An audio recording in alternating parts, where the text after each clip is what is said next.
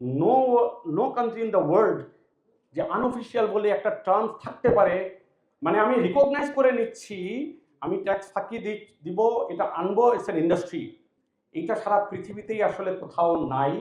সেই কারণে অনেক দেশে যেখানে আসলে মানে ইললিগাল অনেক কিছু ইম্পোর্ট হয় না, তার এখানে প্রয়োজন হয় না। যেসব জায়গায় সিকিউরিটি ভালনারেবিলিটি আছে, যেসব কান্ট্রিতে ইললিগাল ইম্পোর্ট এর ধরনের হয়, সে সমস্ত কান্ট্রিতে অলরেডি ইমপ্লিমেন্টেড। আমি গুগল করেছি, আমি এআইকে জিজ্ঞেস করেছি, these are the country list they have given to me. আপনারাও গুগল করতে পারেন, you can ask to any of AI, you will also find this countries already exist. এটা হয়তো বা এনিয়ার নামে নাই, ইটস এ ডিফারেন্ট নেমে আছে। আপনি যদি আইবিএ হোয়াইট লিস্টিং বলেন, you will get this data.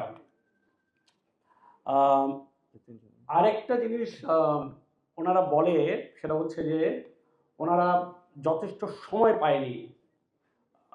But আমি এখানে একটু রেফার করি, অক্টোবরে প্রথমে বলা হয়েছিল, এটা আসলে শুরু হয়েছে আরও অনেক আগে থেকে। 2021 সালে প্রথমবার এই ইনিশিয়েটিভটা নেওয়া হয়েছিল। তখনও তাদের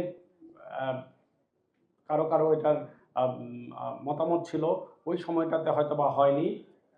আমরা আমাদের অ্যাসোসিয়েশন থেকে মাননীয় তথ্য যোগাযোগ মন্ত্রণালয়ের উপদেষ্টা, স্পেশাল সেক্রেটারি সহ, উপদেষ্টা সহ আমরা তাদের সাথে বসেছি, 2 থেকে 3 বার বসেছি, এক্সপ্লেন করেছি। তারা যে জিনিসটা চেয়েছে, অনেকগুলো জিনিসই সরকার রাজি হয়েছে। তারা বলেছে যাদের এক্সিস্টিং যে স্টকটা আছে, সেই স্টকটাকে কগনিশনে আনতে হবে। বিটিআরসি 1 মাস সময় দিয়েছে তাদের আইএমএ নাম্বারগুলো দিয়ে দেওয়ার জন্য। মানে খুব কম সংখ্যক আইএমএ নাম্বার ওখানে পড়েছে। এখানে তারা বলেছে বিটিআরসি বলেছে খুব কম সংখ্যক ট্যাগ দিয়ে ওই সমস্ত আইএমএ নাম্বারকে তারা বৈধ করে দেবে to cover the flow stocks. তারা বলেছে, একটা সময় বলেছে যে ইউজ ফোনের জন্য একটা পলিসি করতে হবে। তখন মন্ত্রণালয় থেকে বলেছে যে, টেলিকম মন্ত্রণালয় থেকে বলেছে, বিটিআরসি থেকে বলেছে এইটা তো টেলিকম মন্ত্রণালয়ের পার্ট না, এটা তো বাণিজ্য মন্ত্রণালয়ের part. So there was a meeting যেখানে বাণিজ্য মন্ত্রণালয়ের থেকে রিপ্রেজেন্টেশন ছিল।